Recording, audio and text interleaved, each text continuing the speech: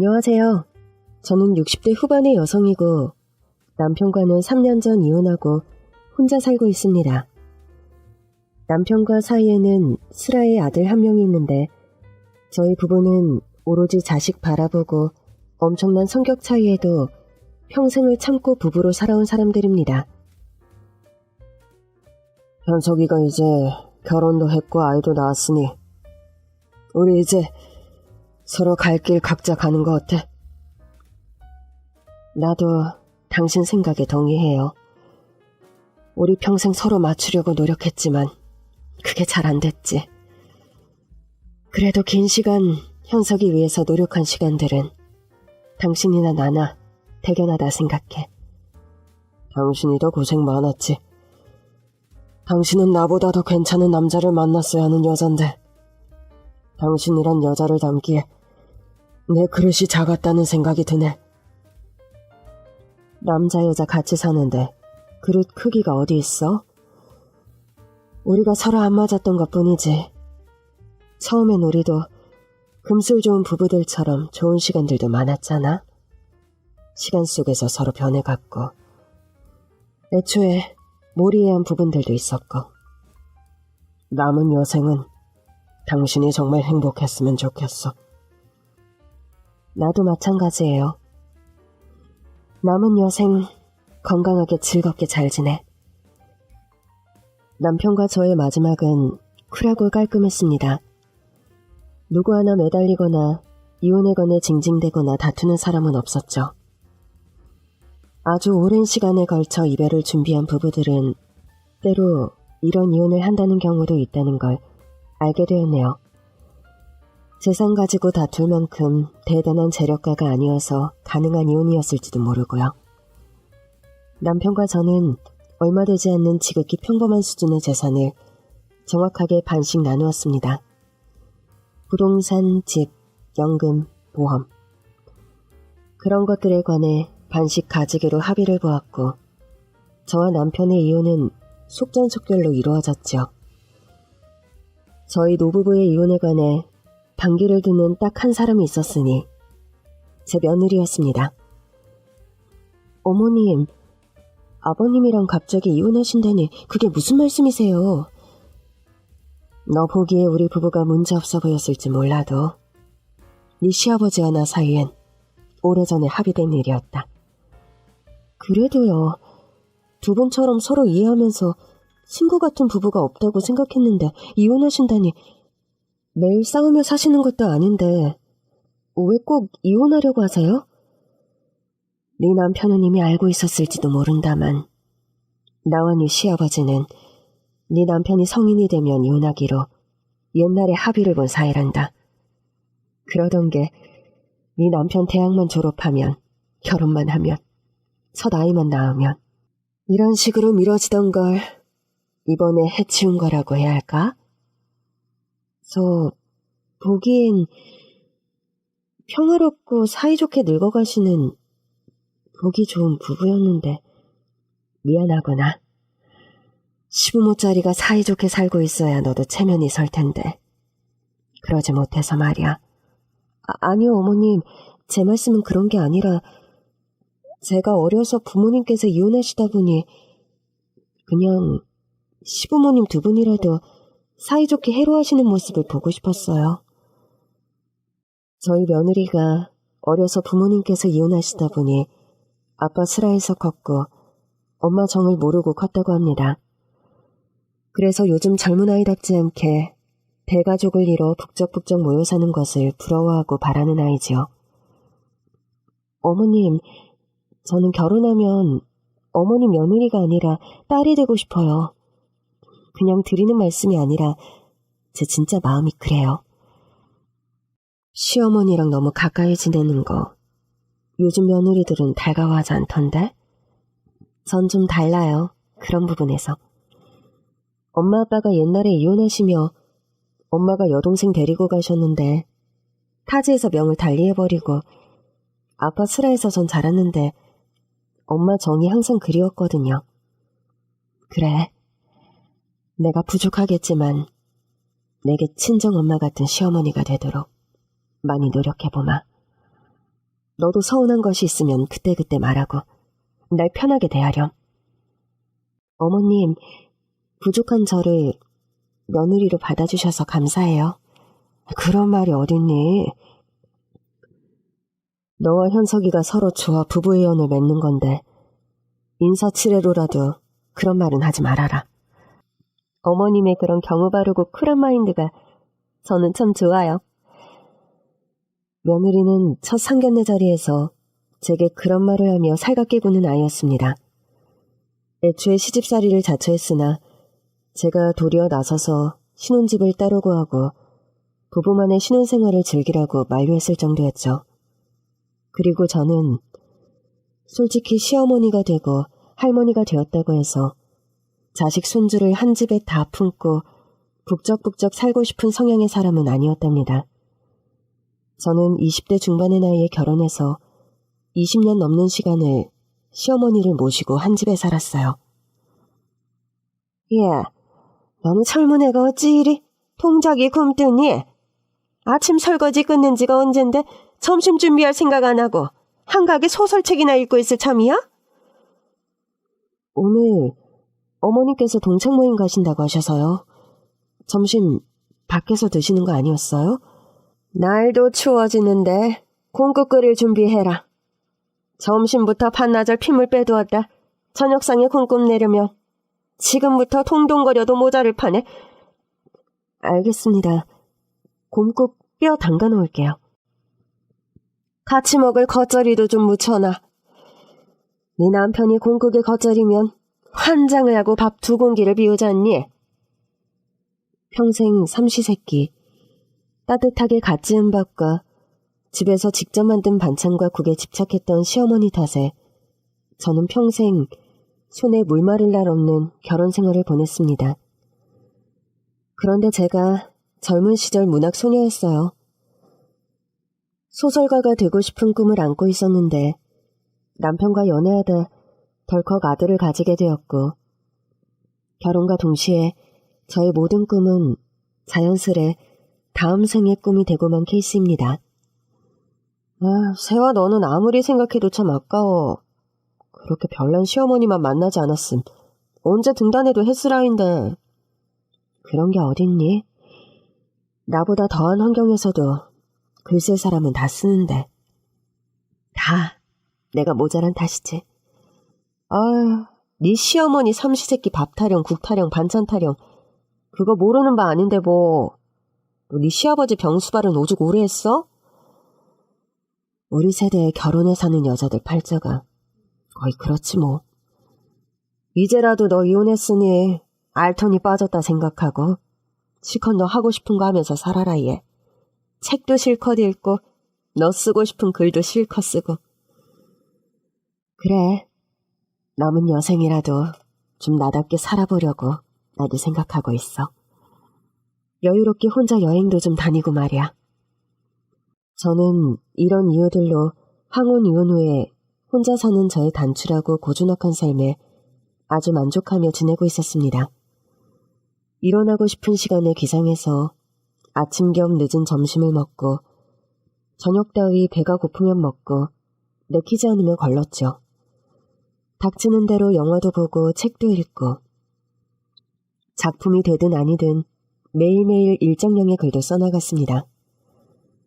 70살 가까운 나이가 되어서 나답고 내가 하고 싶은 대로의 일상을 산다는 것이 참 행복한 나날이었어요. 그러던 어느 날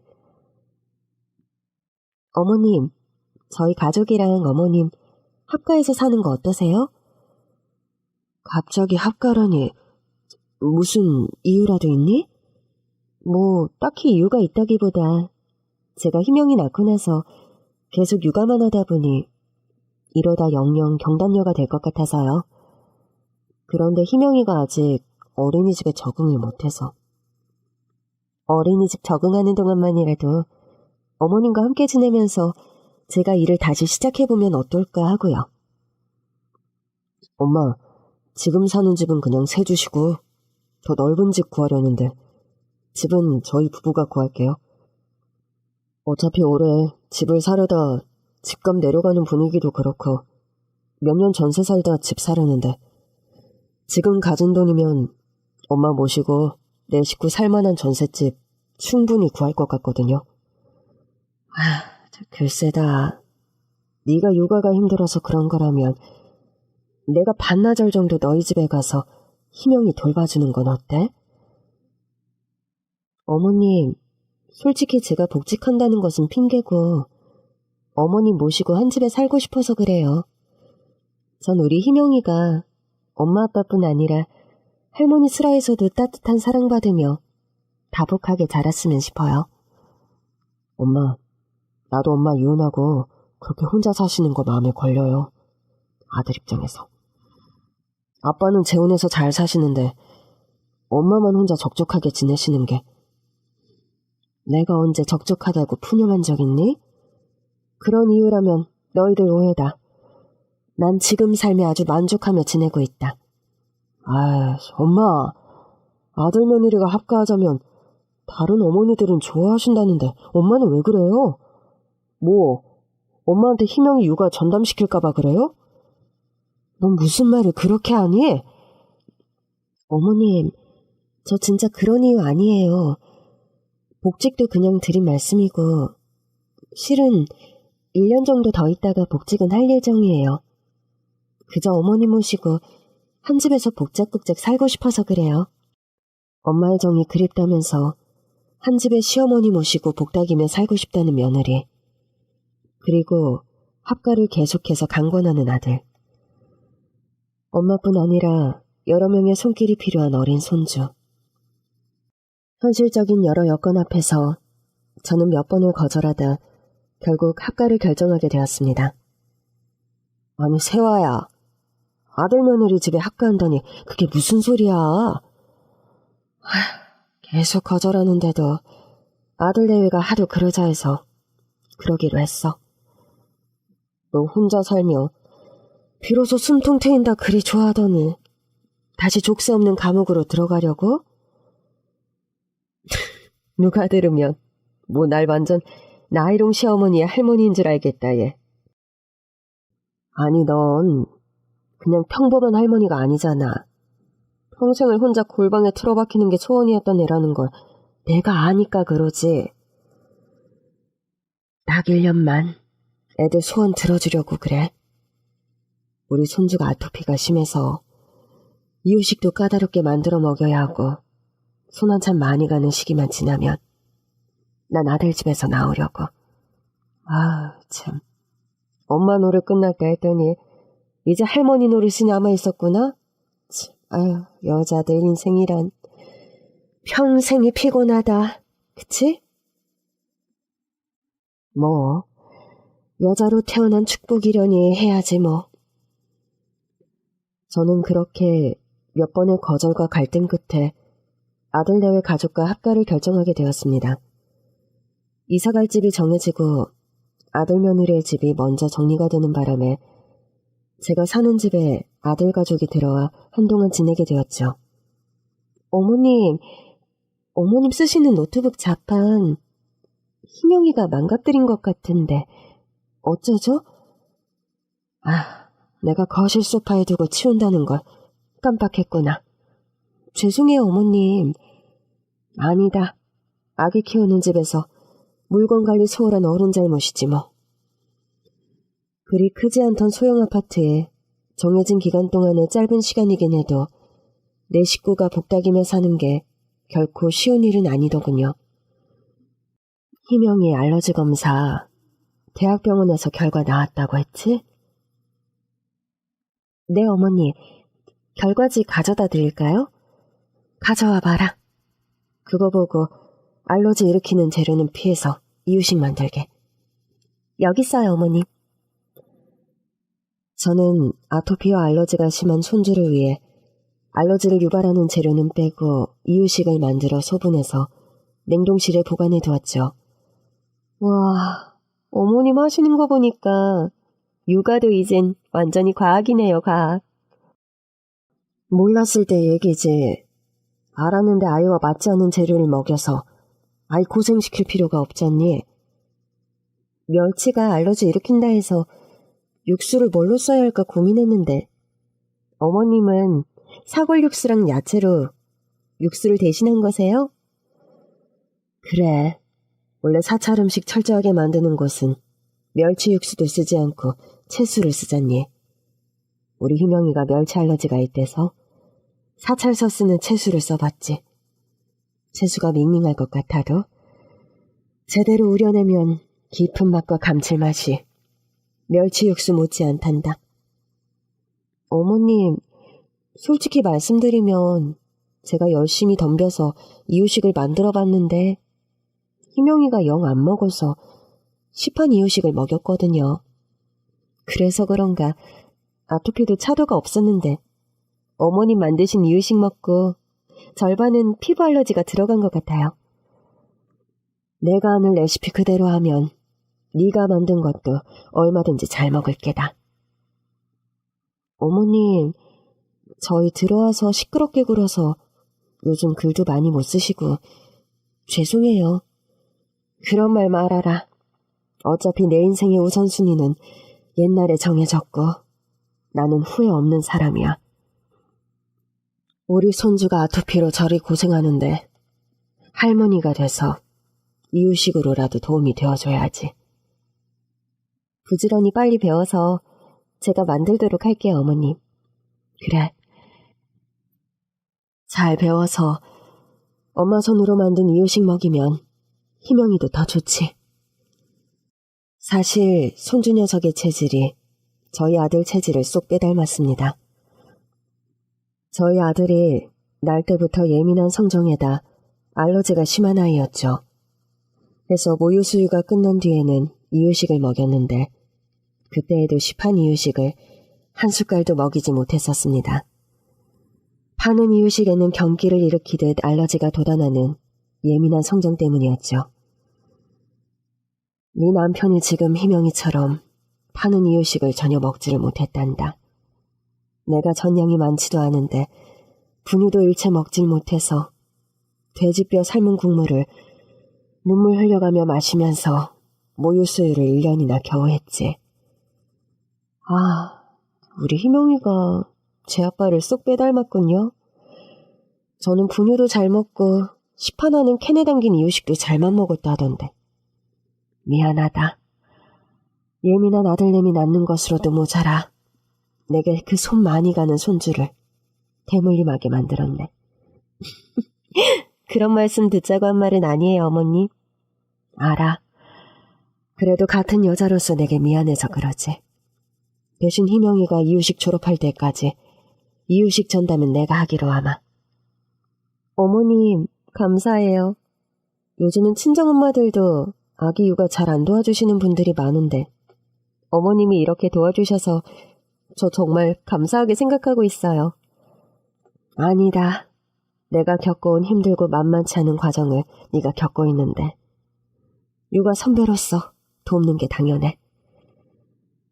제가 사는 좁은 집에서 아들 내외와 복닥이며 살다 보니 제 시간이 현저히 줄어드는 것은 어쩔 수 없었습니다. 그래도 딸이 없는 제가 며느리와 정말로 딸과 엄마 같은 깊은 정이 생기는 시간이 되는 것도 사실이었죠. 어머님, 일요일인데 저랑 목욕탕 가요. 희명이는 어쩌고? 일요일인데 아빠가 봐도 되죠. 여보, 희명이 2시간만 봐줄 수 있지? 그렇게 저를 데리고 동네 목욕탕에 데리고 가는 며느리였습니다. 어머님, 또 가려운 데 없으세요? 제가 시원하게 다 밀어드릴게요. 이미 등뿐 아니라 팔이며 다리, 네가 하도 시원하게 밀어줘서 기분이 날아갈 것 같다. 너는 그만 쉬어. 내가 밀어줄게.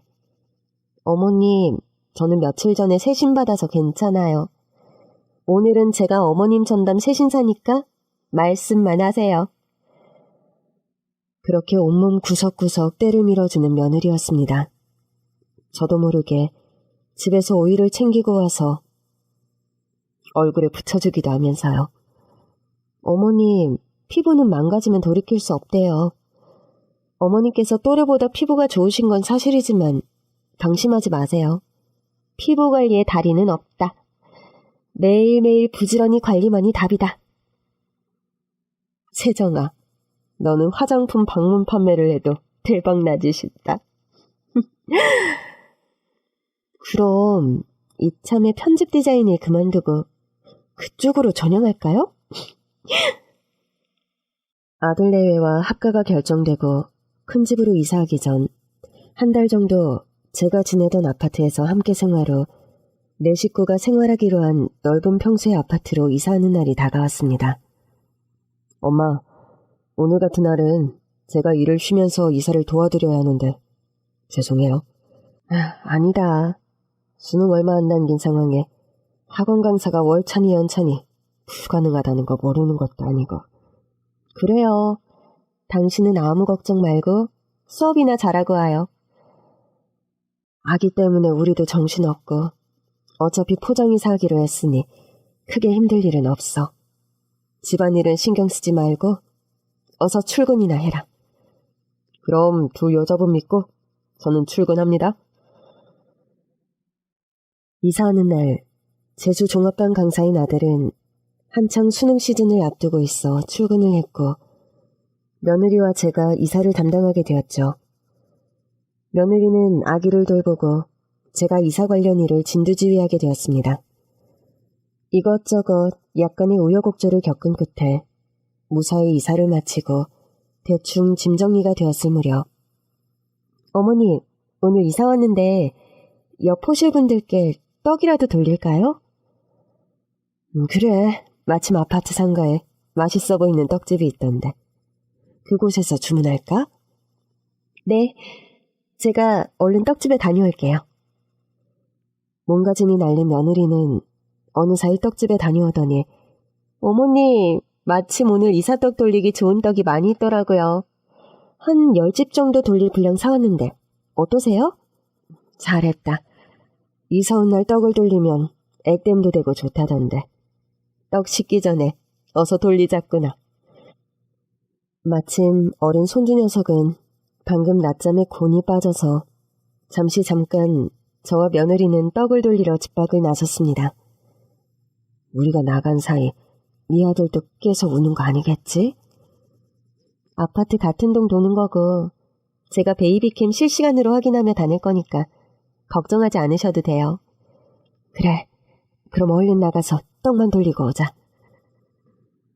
그렇게 아파트 같은 동에 1층부터 차례차례 이사떡을 돌리며 인사를 나누었습니다.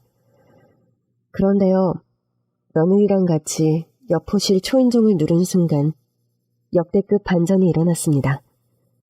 안녕하세요. 305에 이사 온 사람들인데 이사떡 좀 나눠드리려고 찾아왔어요. 실례가 안 된다면 문 좀 열어주시겠어요? 네, 잠시만요. 잠시 후 옆집의 문이 열렸고 문이 열리고 나타난 사람의 얼굴을 확인한 순간 저와 며느리는 너무 놀라 기함할 뻔했습니다. 왜 그렇게 놀란 거냐고요? 옆집 사는 여자의 얼굴이 며느리와 너무 똑같이 생겨 동명이인이라 해도 믿을 정도로 얼굴이 너무 붕어빵으로 똑같았기 때문이죠. 놀라기는 그 여자도 마찬가지였는지 이사떡 접시를 받아들고 한동안 넋이 나간 듯 아무 말도 못하더군요. 안녕하세요. 그런데 그쪽 얼굴이 처음 뵙는 분인데 어떻게 저랑 그렇게 똑같이 생기셨어요? 그러게요. 저도 그쪽 얼굴 보면서 솔직히 너무 놀라서 지금 기분이 좀... 저 역시 놀라기는 며느리나 그 사람처럼 매한가지였습니다. 얘야, 너 옛날에 너희 어머니랑 동생 타국에서 돌아가셨다고 하지 않았니? 그런데 어째서 너와 이렇게 똑같이 생긴 사람이 세상에 있다니? 어머니와 동생분이 있었다고요? 네, 저희 엄마 아빠는 제가 어려서 이혼하셨는데 가정형편 때문에 아빠가 저를 거두시고 엄마가 여동생을 데려가셨다 들었어요. 엄마와 여동생은 이혼 후 일본으로 이민을 갔는데 그곳에서 지진이 발생해서 명을 달리했고요. 어머나 세상에, 그쪽 어머니와 여동생이 일본서 지진으로 명을 달리했다고요? 그거 거짓말 아니고 진짜입니까? 옆집 사람은 뭔가 어색한 한국말을 구사하시더군요. 예민하게 들어보면 과거의 제1교포 어르신들이 자주 쓰던 억양, 일본어 억양이 섞인 한국말을 하고 있는 것이 분명했습니다. 혹시 어렸을 때 일본에서 자라셨나요? 그냥 한국 사람이 쓰는 한국말 억양이 아닌 것 같아서요. 저 어려서 엄마와 함께 단둘이 일본으로 건너갔고 저희 엄마께서는 25년 전 일본에서 지진 사고로 돌아가셨습니다. 저는 기적적으로 살아남아 일본에서 지내다 3년 전 한국으로 귀국했고요. 그럼 그쪽 이름이 어떻게 되죠? 저는 그 사고 현장에서 가까스로 구조가 되었지만 당시 충격을 너무 많이 받아서 모든 기억을 잃은 상태입니다. 병원에서는 해리성 기억장애라고 충격으로 당시 기억을 모두 잃었다 하는데 아직도 기억을 완전히 되찾지는 못한 상태입니다. 이름도 본명이 아닙니다. 제 정확한 이름은 아무도 몰라요. 며느리와 똑같이 생긴 옆집 여자는 일본에서 지진 사고를 당했다고 하는 겁니다. 당시 충격을 너무 받아서 엄마를 잃은 사실도 사고 후 몇 년이 지나서야 겨우 기억을 할 수 있었다고 하네요. 그쪽과 제가 얼굴이 너무 똑같고 저 역시 엄마와 여동생을 일본에서 지진 사고로 잃었습니다. 사고가 난 시간적인 시기도 비슷하고요. 이럴 게 아니라 두 사람 이름 모르는 거니 자매지간이 맞는지 검사를 한번 받아보는 게 어떠니? 어머님, 저도 그게 좋은 생각인 것 같아요. 그런 검사가 있습니까? 좋습니다. 검사 받아보겠습니다. 그렇게 해서 며느리와 옆집 여자는 생물학적으로 자매가 맞는지 알아보기 위해 형제자매 검사를 받게 되었습니다. 그리고 얼마 후 어머님, 드디어 검사 결과가 나왔어요. 그래? 결과가 뭐라고 나왔니? 저 옆집 여자, 제 여동생이 맞대요. 아니, 좋은 소식 앞에서 왜 울고 그래? 얼른 가서 결과를 말해주자꾸나.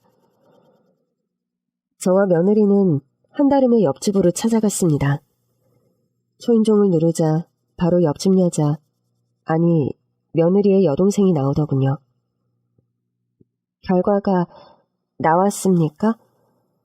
민정아, 내 동생 민정이 언니가 못 알아봐서 미안해. 난 옛날에 그 사고로 엄마와 같이 네가 실종되었다 해서 명을 달리한 줄로만 알았어. 그럼 제가 그쪽 동생이 맞는 겁니까? 형제자매 검사 결과가 나왔는데, 자 보세요. 이게 결과를 알려주는 통지서인데 자매관계가 맞다고 나왔죠?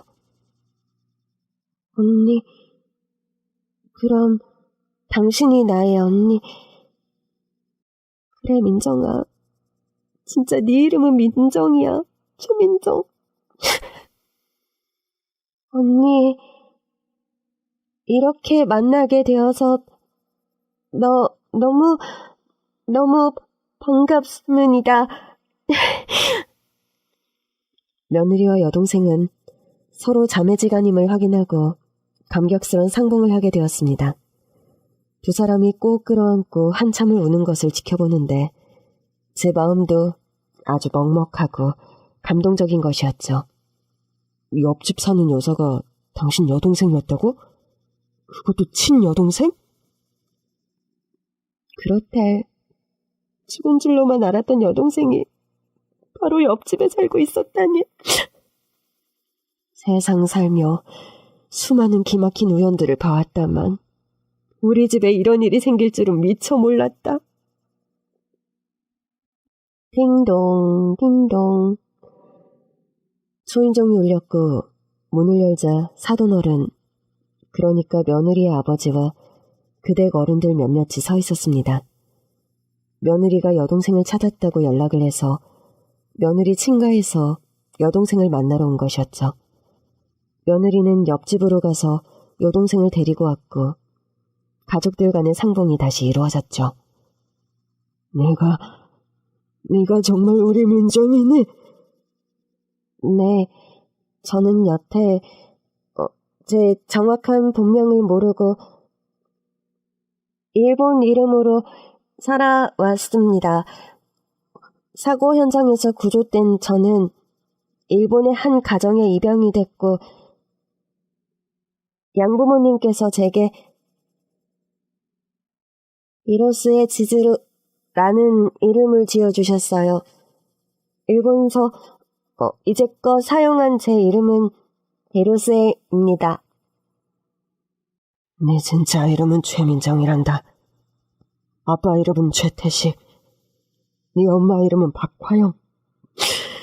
네 엄마와 아빠는 30년 전 이혼을 했고 가정 형편이 여의치 않아 어쩔 수 없이 네 언니는 내가, 그리고 너는 엄마가 데리고 가 키우기로 했다. 알고 보니 사돈어른 내외지간은 오래전 이혼을 했는데 그게 성격 차이나 부부간 불화에 의한 이혼이 아니었다고 합니다.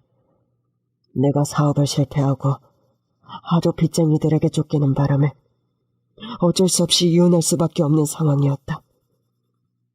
일단 이혼해서 서류를 정리한 뒤 내 상황이 좀 좋아지면 다시 한국으로 돌아와 살림을 합치기로 했는데 한국에서 그런 변을 당해서 그만. 아빠, 이제 그만 우세요. 아빠가 일부러 일을 이렇게 만들려고 하신 것도 아니고 늦게라도 우리 동생 민정이 찾았으니 그만 우세요. 네? 네, 아빠. 그만 우세요. 저는 사고 후 일본에서 좋은 양부모님을 만나 공부도 많이 하고 사랑도 많이 받으면서 잘 컸습니다. 제게 너무 미안해하지 않으셔도 됩니다. 고맙다 민정아. 이렇게 살아있어줘서, 그리고 이렇게 훌륭한 아가씨로 자라줘서. 며느리의 친정아버지는 그 후로도 한참을 울음을 그치지 못했습니다. 아유 민정이 아범이 아내와 민정이를 타국에서 이룬 걸 평생 한으로 마음속에 간직하고 살아온 사람이라 감정이 북받쳐서 그런 것 같으니 저 사돈어른, 부디 너 그렇게 양해 부탁드립니다. 아닙니다. 제게 양해를 구할 것은 전혀 없습니다. 늦게라도 이렇게 작은 따님을 상봉하게 되어서 얼마나 다행입니까? 그러게요. 사고로 명을 달리한 민정의 어머니, 하늘에서 이제야 비로소 마음을 놓을 것 같습니다. 며느리의 여동생은 지진사고 후 혈액성 기억장애로 자기 이름도 기억 못하는 상태로 몇 년을 지냈다고 합니다. 그 시기에 어린 아동들을 보호하는 시설에서 생활했고 보육원으로 옮겨져 잠시 지내던 중 일본의 한 가정에 입양이 되었던 거죠. 양부모님께서는 아이를 낳지 못하는 불임 부부였는데 저를 친딸 이상으로 사랑해 주셨습니다. 그분들께 저는 넘치는 사랑을 받으면서 유년기와 사춘기 시절을 보냈어요. 그래, 민정이 너는 지금 무슨 일을 하니? 결혼은? 한국엔 언제부터 들어와 살게 된 거야? 남자친구는 있어? 아빠, 민정이가 숨 넘어가겠어요. 천천히 하나씩 물어보세요. 내가 정신이 하나도 없구나. 미안하다. 그래 민정아, 너 살아온 얘기와 근황들은 차차 하나씩 알아나가자. 결혼은 아직 안 했고 남자친구도 없습니다. 한국에 들어와 산 지는 3년이 좀 안 됩니다. 제가 2년 전에 사업을 시작했는데 일본과 한국을 오가면서 화장품을 수입하고 판매하는 일을 하고 있어요. 그렇구나. 우리 민정이가 어려서도 아주 똑 부러지고 야무졌는데 네 할 일 아주 잘하는 어른이 되었구나. 며느리의 친정아버지는 하염없이 기특한 눈으로 몇십 년 만에 상봉한 작은 딸을 보고 또 쳐다보더군요. 부모 입장에서 나라도 저럴 수밖에 없겠다 싶은 마음이 들었습니다. 며느리의 여동생 사돈처녀는 젊은 사업가인데 능력도 아주 훌륭한 사업가였습니다. 일본 국적의 그녀는 자국에서 수여하는 젊은 사업인상을 받을 정도로 승승장구하는 업계에서 알아주는 사업가라 하더군요. 사돈처녀의 양부모님 역시 엄청 재력가여서 사돈처녀에게 많은 재산을 상속해 주셨다고 합니다. 어머님, 제 여동생이 나름 막대한 재산을 상속받았고 그 돈을 바탕으로 사업을 시작했는데 사업이 아주 잘 되나 봐요. 다행이구나. 여동생을 기적적으로 찾은 것만 해도 행운인데 그 여동생이 저리 멋지게 잘 살고 있는 것을 보게 되니 너도 마음이 얼마나 흐뭇하니? 안 그래? 어머님, 여동생이 최근에 저에게 좀 부담스러운 제의를 하네요. 여러 가지로. 그건 또 무슨 말이니? 부담스러운 제의라니.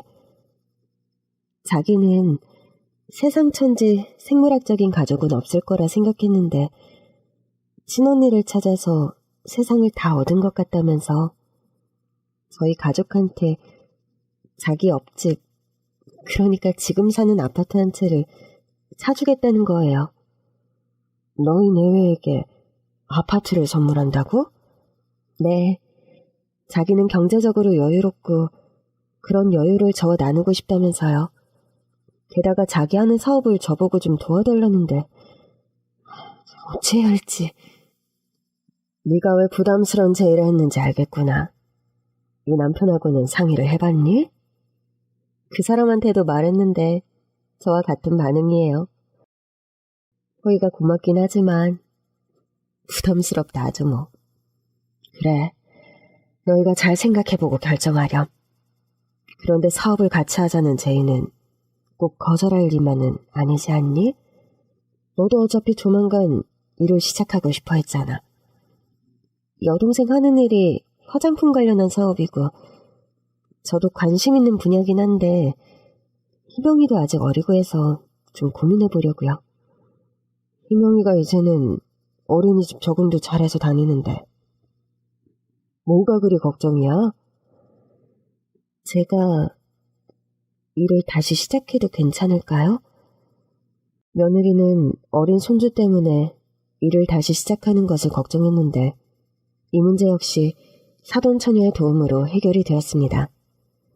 회사 대표를 맡고 있는 사돈처녀는 시간적으로 나름 여유가 있는 편이라 오후 반나절을 본인이 조카를 돌보겠다고 나선 겁니다. 그러고 본인이 일로 바쁠 때는 손주를 돌볼 수 있는 베이비시터까지 고용을 했더군요. 아들 내외는 고민 끝에 사돈처녀가 선물해준 아파트로 이사를 가게 되었습니다.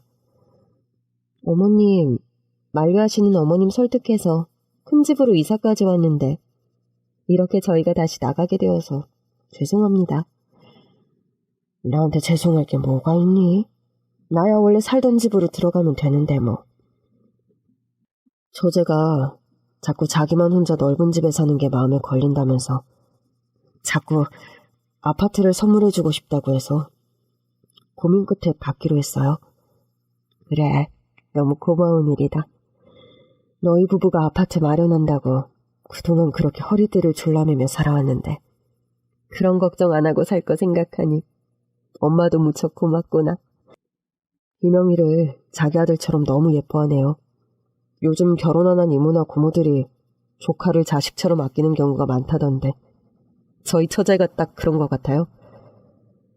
저희 집과 여동생 집 바로 붙어 있어서 한 집처럼 잘 통할 수 있게 공사도 시작했어요, 어머니. 네가 복닥거리는 집에서 사는 게 소원인 아이였는데 여동생 만나 그리 살게 되니 소원 성취했구나. 안 그래? 맞아요, 어머니. 그리고 실은 어머님께 그간 여러 가지로 죄송했어요. 내가 여러 가지로 죄송했다니 그게 무슨 말이야? 처음에 어머님께서 저희 가족과 합가 반대하셨을 때 저는 어머님이 그냥 예의상 저희와 함께 사는 걸 물으신다 생각했어요. 엄마, 이 사람이 엄마 성향을 전혀 몰랐던 거지 뭐. 안 그래? 그리 말할 일은 아니다. 그때는 희명이가 아토피가 하도 심해 아무거나 잘 먹지도 못하던 때 아니니? 요즘 식단 엄격히 조절해서 겨우 좋아진 거고. 저는 어머님께서 평생 혼자만의 시간과 공간을 갈구하시며 사신 걸 최근에 알게 됐어요. 아니, 네가 그걸 어떻게... 어머님이 항상 희명이 재우고 가족들 다 잠들면 혼자 방에서 글 끄적이다 주무셨잖아요. 밤늦게까지 피곤하지도 않으신가? 뭘 저렇게 열심히 쓰시는 걸까? 솔직히 궁금했는데 며느리는 우연찮게 노트북에 제가 끼적거린 글들을 몇 편 보게 되었나 봅니다. 그 안에는 수필도 있고 일기 비슷한 것도 있고 짧은 단편소설 같은 것도 있었는데 저 살아온 이야기를 풀어낸 글들을 읽게 되었나 봅니다. 어머님, 저는 제가 아빠와 단둘이 외롭게 자라와서 세상 사람 모두가 저처럼 복닥이며 가족 여러 명이 함께 사는 걸 좋아할 거라고 착각했던 것 같아요. 특히 어머님은 나이가 있으시니 더 그러실 거라고 제 멋대로 착각한 거죠. 네가 그렇게 말하면 내가 너무 미안해지지 않니? 나 역시 너희들과 한 집에 사는 동안 재미있고 무척 좋았단다. 내게 그런 말 할 필요는 없어. 알아요, 어머님. 제가 어머님 타박하려는 소리가 절대 아니고 너무 제 입장에서만 생각했다는 말씀을 드리는 거예요. 어머님 덕분에 우리 희명이가 그 심하던 아토피도 다 고쳤잖아요. 이유식이니 뭐니 어머님께서 하도 신경 써서 잘 만들어주셔서요. 이제는 희명이 이유식을 나보다 네가 훨씬 더 잘 만들잖니? 다 어머님께 배워서 그렇죠 뭐. 그러니까 어머님, 앞으로는 저희 부부나 희명이 걱정하지 마시고 어머님 시간 자유롭게 쓰시면서 좋아하시는 글 많이 쓰세요. 저 어머님 글 팬이에요. 항상 응원하겠습니다. 그렇게 말하면서 며느리는 분가를 해서 나가게 되었습니다.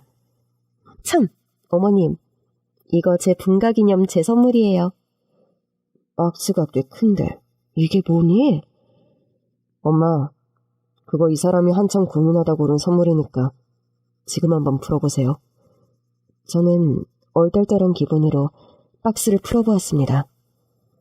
박스 안에는 최신형 노트북이 들어있었어요. 어머님 쓰시는 노트북이 너무 오래되어 보여서 제가 신형으로 하나 장만했어요. 마음에 드세요? 정말 고맙다, 세정아. 우리 며느리가 센스 하나는 짱이네. 어머님께서 그간 저희 때문에 고생 많이 하셨죠 뭐. 어머님, 건필하시고 좋은 글 많이 쓰세요. 며느리한테 그런 응원 받으니 기분이 좋구나. 너희들도 다투지 말고 잘 살아야 한다. 그리고 현서가, 너도 처제랑 한 집서 살면 네가 행동거짓 더 조심하고 잘해야 한다는 거 알지? 엄마, 엄밀히 말하면 한 집은 아니야. 아파트 두 채인데 한 집처럼 통할 수 있게 개조를 했다는 거죠. 그게 거의 한 집 살림이지 뭐야. 처제랑 형부는 뭐 다들 잘 지낸다고는 하지만 그래도 네가 윗사람 자리니 더 잘해야 한다는 말이다. 엄마, 걱정 마세요. 저 외아들이라 어려서부터 항상 여동생 있었으면 했잖아요. 처제가 생겨서 갑자기 여동생이 한 명 생긴 기분이라 저도 좋아요. 그래, 여동생처럼 네가 잘해줘라. 아들 내외는 그렇게 사돈 처녀와 함께 살게 되었습니다. 세 사람이 합이 잘 맞는 것인지 함께 살게 된 후로도 특별한 불협화음 없이 세 식구, 아니 손주까지 네 식구는 알콩달콩 매일 재미나게 잘 지내는 모양이더라고요. 아들내외가 사돈 처녀와 함께 살게 된 후 저는 다시 제가 살던 작은 아파트로 들어와 살게 되었습니다. 이삿짐을 정리하고 난 뒤에 저는 평생 처음으로 혼자만의 여행을 떠나게 되었네요. 편도행 비행기 티켓 한 장만을 구매했고 나머지는 큰 계획도 없이 떠나게 된 여행이었죠. 엄마, 나이도 있으신데 그렇게 무계획적 여행 괜찮겠어요? 국제 미아될 것 같으면 바로 전화할 테니 전화만 잘 받아다오. 아무튼 우리 엄마 평범한 엄마가 아니라니까. 그래서 싫으니? 아니요, 죄송하다고요. 그리고 평생 엄마한테 너무 감사드리고요. 아야, 새삼스럽게 무슨 인사치레야. 아니에요.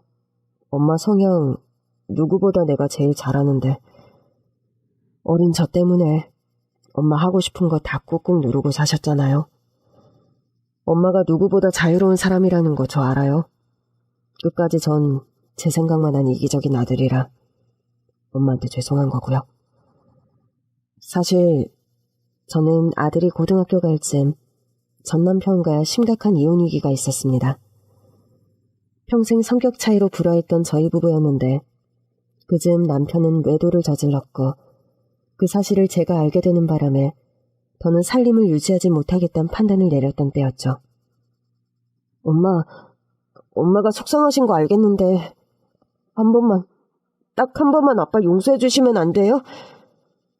현서가, 엄마 아빠 문제는 내게 다 설명 못할 많은 부분들이 있어. 어쨌든 널 최선으로 두고 엄마가 고민할 거니까 넌 너무 걱정하지 마. 지금 엄마 아빠가 이혼하면 저 너무 힘들 것 같아요. 엄마가 할머니 때문에 스트레스도 많이 받고 엄마 쓰고 싶은 글도 못 써서 힘든 거 아는데 그냥 나 어른 될 때까지, 아니 대학 갈 때까지만 참아주면 안 돼요? 그렇게 울면서 제게 소리 지르던 아들이었죠. 저는 그때 당연히 아들의 부탁을 들어주었습니다.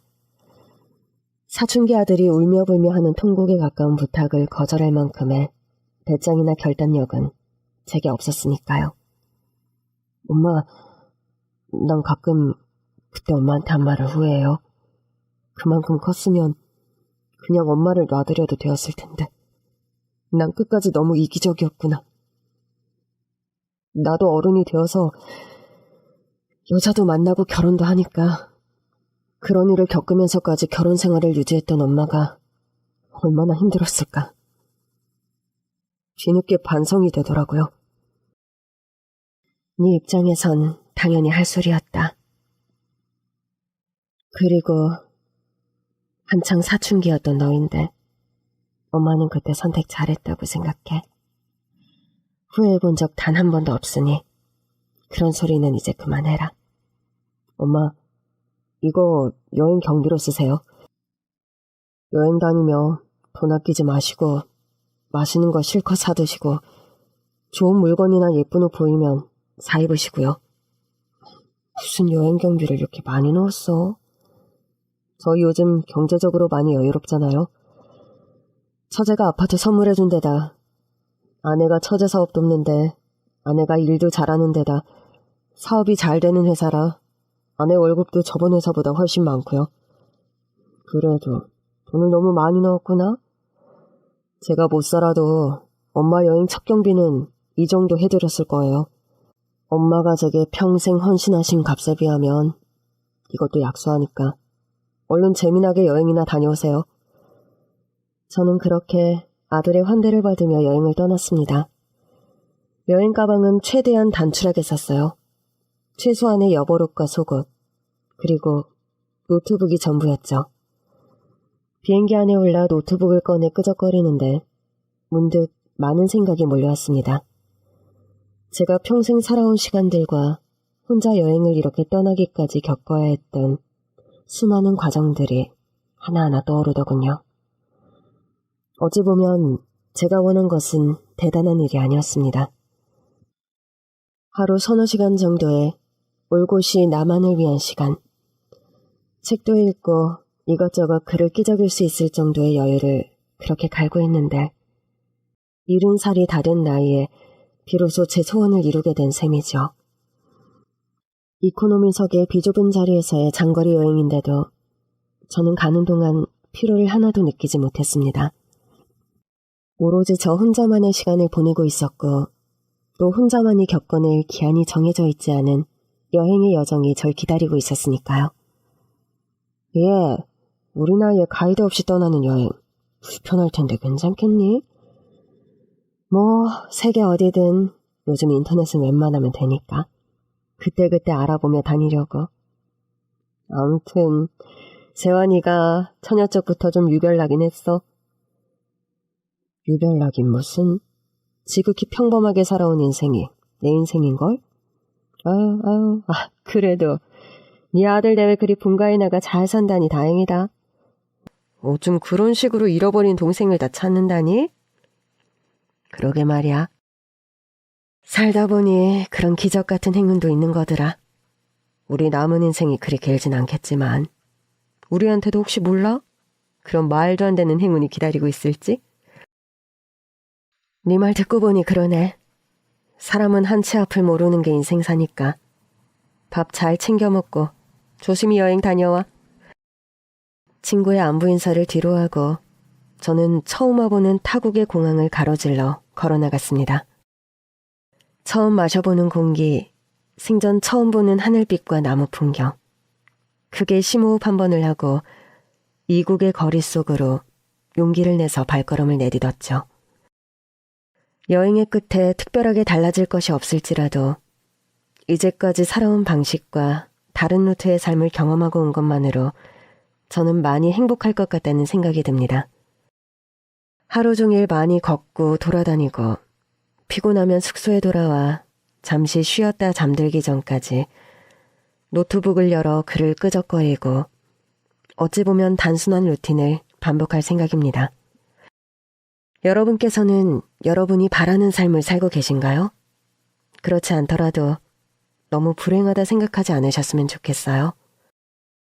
인생이란 내 스스로 컨트롤할 수 없는 시기란 것이 있고 그 시간 속에서도 충분히 의미 있는 무언가를 해나가는 게 인간이란 생각이 듭니다. 돌이켜 생각할 때 제가 아들을 키우고 가정주부로 보냈던 시간들이 전혀 무의미한 시간이 아니었던 것처럼 말입니다. 제가 여행을 떠나올 때 절 쳐다보던 아들의 눈빛에서 저는 가끔 내 자신은 없다 생각했던 저의 지난한 일상들이 어떤 가치를 지니고 있었는지 새삼 알게 되었거든요.